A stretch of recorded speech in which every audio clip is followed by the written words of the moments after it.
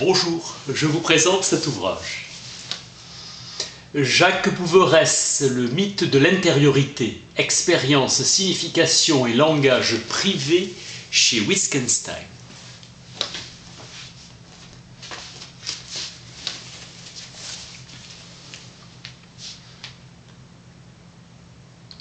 La difficulté en philosophie est de ne pas dire plus que l'on sait. Wittgenstein. L'ouvrage est une introduction générale à la philosophie de Wittgenstein. Les processus mentaux sont intérieurs, privés et accessibles de façon directe uniquement au sujet concerné.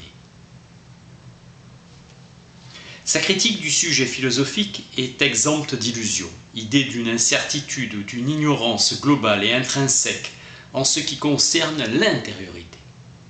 Il serait naïf de croire que ces considérations suffiraient à régler le problème philosophique.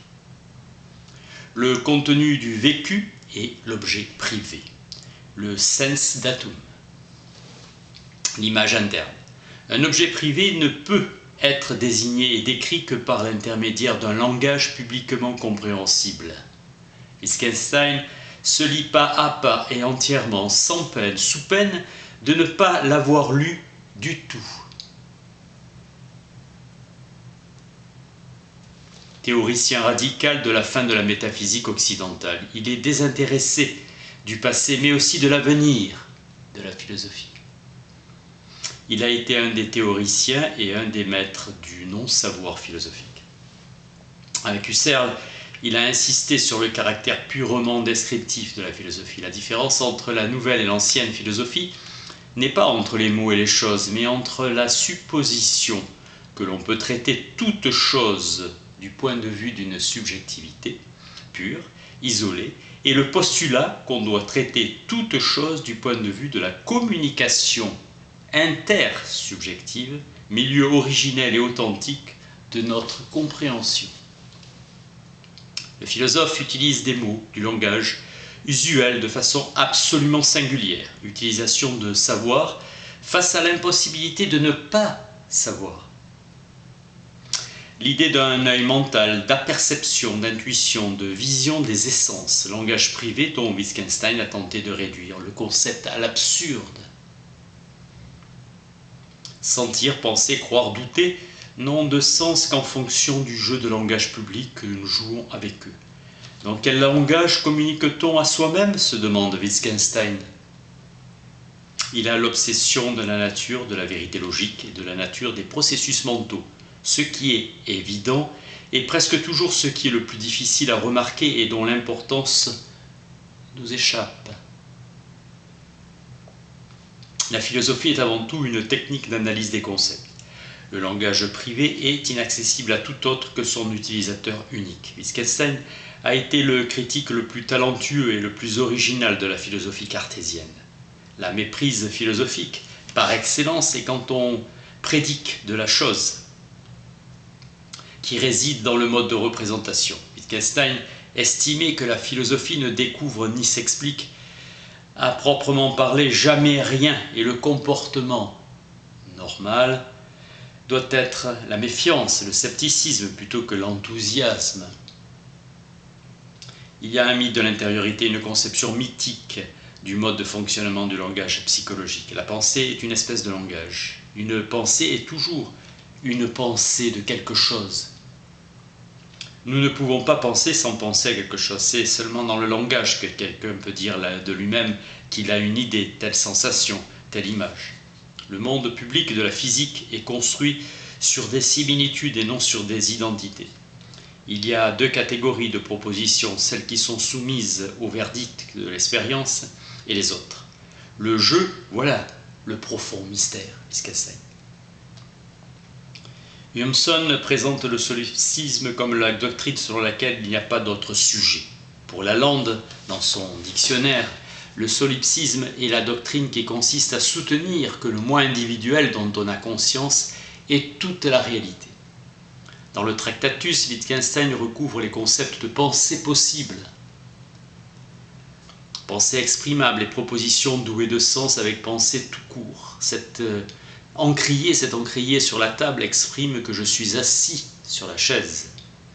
Dans les carnets, il écrira que c'est l'un des talents principaux du philosophe que de ne pas s'occuper des questions qui ne le regardent pas.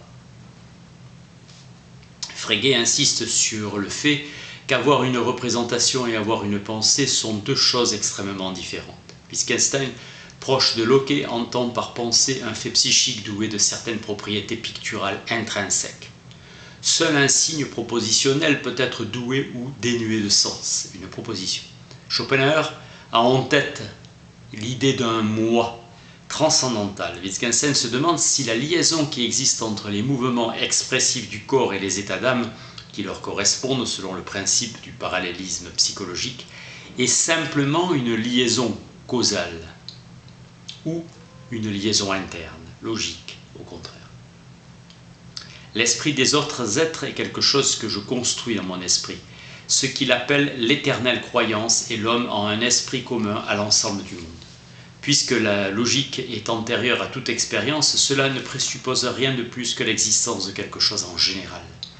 La syntaxe est, entre autres choses, l'art de la perspective dans la pensée. Valérie. La signification d'un mot et sa place dans un système grammatical. La signification d'un mot et le rôle qu'il joue dans le calcul du langage. Celui qui soutient une proposition philosophique paradoxale sera quelqu'un qui éprouve le besoin d'un changement de notation et non pas en désaccord avec le sens commun. Le langage est un instrument arbitraire. Le langage doit avoir la multiplicité d'un dispositif qui donne lieu aux actions qui correspondent à ces propositions. La liaison entre langage et réalité est faite par des explications de mots qui font partie de la grammaire, de telle sorte que le langage reste fermé sur lui-même, autonome. Il y a dans notre dispositif linguistique des commandes, postiches, des pseudo-leviers qui ne transmettent aucune impulsion. Wittgenstein condamne le solipsisme en tant qu'entreprise métaphysique visant à formuler explicitement quelque chose sur l'essence du monde. Réalisme et idéalisme sont déjà de prime abord des noms métaphysiques. La conviction qu'il ne peut exister de fait nécessaire l'a conduit au rejet du platonisme et de toute espèce d'essentialisme. Il n'y a pas davantage de sympathie pour le conventionnalisme et conteste que nos mathématiques puissent être considérées comme conventionnelles, circonstance purement fortuite ou produit du choix arbitraire. Nous pouvons parler d'événements présents, passés et futurs dans le monde physique, mais non d'expériences vécues qui seraient présentes, passées ou futures, sauf si nous représentons le vécu à nouveau sous la forme d'une espèce d'objet physique. La description des phénomènes à l'aide de l'hypothèse du monde corporel est inévitable du fait de sa simplicité. Composer l'aide de l'hypothèse du monde corporel et composer avec la description phénoménologique qui est d'une complexité inimaginable. La probabilité d'une hypothèse trouve sa mesure dans la quantité d'évidence qui est nécessaire pour rendre avantageuse son abolition. Pour Popper, il est futile de présenter nos convictions immédiates et de prétendre qu'il existe quelque chose qui mérite le nom de certitude directe et immédiate. Nous avons à apprendre que nous avons un moi étendu dans le temps et continuant à exister même durant le sommeil. Celui qui parle est autorisé à se considérer à chaque fois comme le centre.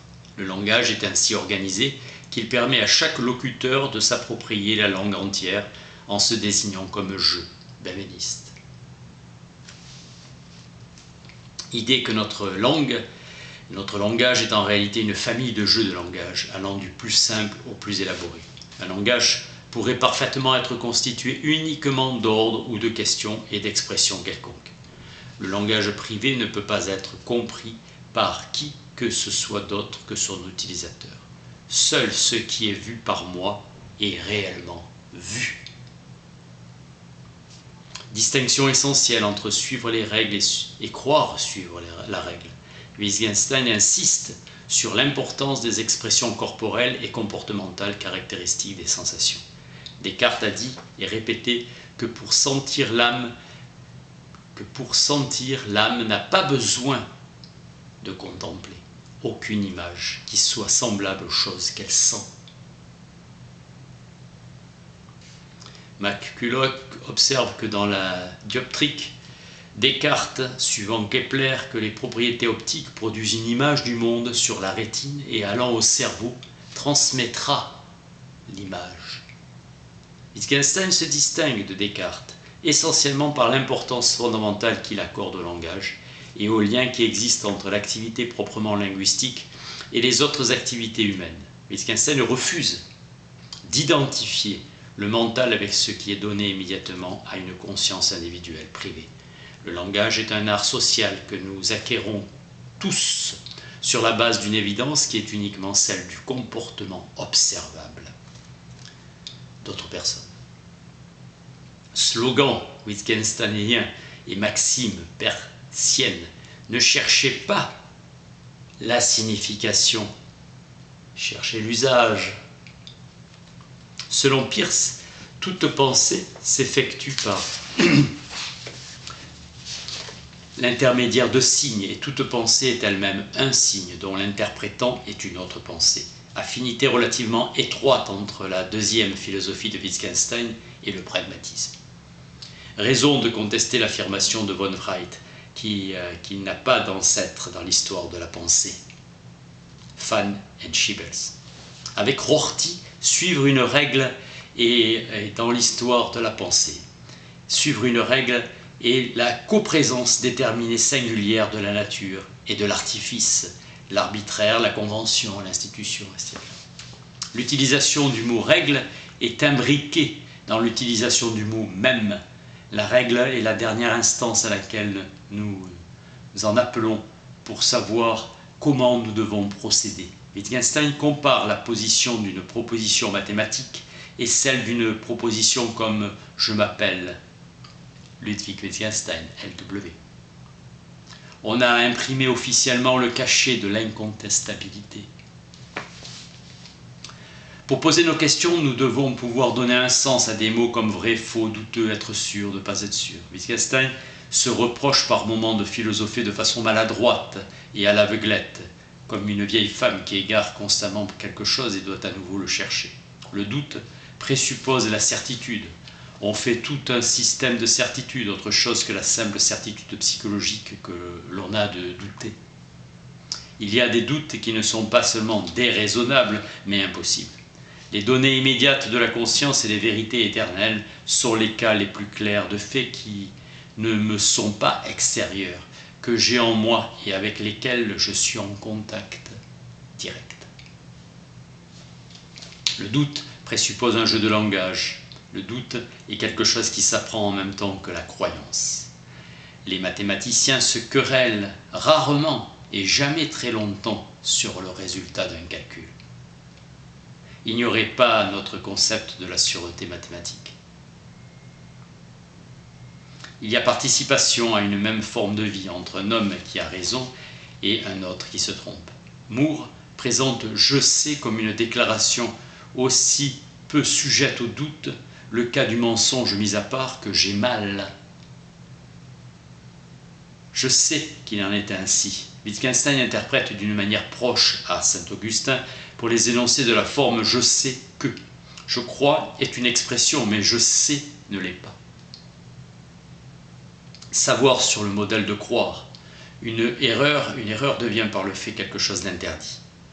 Je sais ce que je veux, désire, crois, ressens, et ainsi de suite en parcourant toute la série des verbes psychologiques. Wittgenstein accorde une grande importance au fait que les choses que je sais de façon tout à fait contraire sont des choses que d'autres savent aussi. La difficulté est de prendre conscience de l'absence de fondement de notre croyance. Le problème de la nature exacte du discours intérieur est un problème cardinal pour qui s'efforce de résoudre la question des rapports qui existent entre le langage et la pensée. Le style philosophique de Wittgenstein est la fréquence des questions sans réponse et des questions qui, du point de vue thérapeutique, sont des réponses. La difficulté majeure en philosophie n'est pas de parvenir à une réponse explicite, mais de reconnaître le moment précis où une présentation de tous les faits pertinents et importants entraîne la disparition de la question elle-même. Il est convaincu que les solutions, si elles existent, sont simples, claires et complètes et à la portée de tous. Wittgenstein a travaillé plus dans l'isolement le plus total, n'a pratiquement rien publié de son vivant, hanté par la peur de ne pas être compris, et consacra une part importante de ses réflexions au problème de la possibilité d'un langage privé. C'est peut-être le langage philosophique lui-même, il évite le jargon technique habituel. Toute philosophie est le produit d'une expérience unique, plus ou moins incommunicable, que le langage ne réussit qu'imparfaitement à transmettre. Il est difficile d'admettre qu'on éprouve réellement le mouvement en marchant. Vous devez tout de même bien tisser une étoffe car vous êtes assis devant un métier à tisser et que vous faites les mouvements de tissage. Ce ne sont pas les mots qui nous intéressent, mais ce qu'ils signifient, conception qui substitue le signe par une symbolique. Il est de nature de la philosophie de vouloir faire comprendre plus qu'elle ne peut expliquer, affirmer au-delà de ce qu'elle peut établir et convaincre au-delà des raisons qu'elle peut invoquer. La difficulté majeure en philosophie est de ne pas en dire plus que nous en savons. Difficulté dont les philosophes ont rarement triomphé. Il pensait être, comme son père, un businessman, dont le travail était d'expulser les grands propriétaires oisifs et improductifs qui règnent sur les terres de la philosophie. Il a dit et répété que la solution d'un problème philosophique ne pouvait pas être subordonnée à un accroissement escompté de notre savoir sur des choses à propos desquelles nous en sommes réduits pour l'instant à des conjectures. Cette position d'attente, il a appelé le dogmatisme. Il est étrange de supposer que toutes les fois que nous parlons, nous devons avoir d'abord dans la pensée quelque chose à dire. Pour l'ordre, nous devons le percevoir, puis l'interpréter. Nous choisissons une couleur, nous devons nous rappeler de quelle couleur il s'agit. Les problèmes de langage n'intéressent pas en tant que tels Wittgenstein. Certains l'accusent de positivisme, songeant à la fausse modestie de ses ambitions et de ses objectifs, restrictions draconiennes. La philosophie ne fait justement que mettre toutes les choses devant nous et elle n'explique ni ne déduit à rien. On pourrait appeler philosophie ce qui est possible avant les découvertes et inventions nouvelles. Il a toujours été contre une philosophie qui cherche à prouver. De tous les philosophes, il est celui auquel l'idée d'accomplissement, d'une fin ou d'une disparition de la philosophie lui a été étrangère. Car tout concept nouveau est une occasion nouvelle de confusion conceptuelle. Sa philosophie est une contribution à la question « Qu'est-ce que l'homme ?»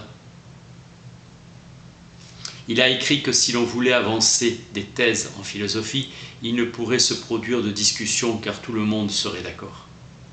Ce qui veut dire que tous ceux avec qui l'on veut ne pas être d'accord est une assertion non philosophique. Toute sa philosophie est suspendue à la théorie des propositions grammaticales, à l'existence de propositions qui sont en réalité des règles linguistiques déguisées. Il est intéressé uniquement au fait que nous ayons les concepts que nous avons. L'enseignement reçu peut être invoqué comme une raison ou comme une cause de ce que vous avez fait. Pour être éclairé sur la signification d'un mot, il est utile de se demander par quel genre d'enseignement il a été ou aurait pu être acquis. Il a appelé ses recherches l'album de ses réflexions.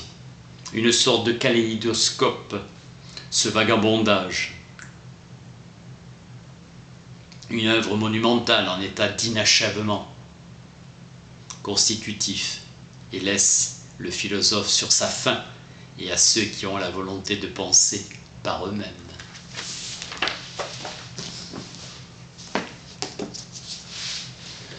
Jacques Bouveresse, le mythe de l'intériorité, expérience, signification et langage privé chez Wittgenstein.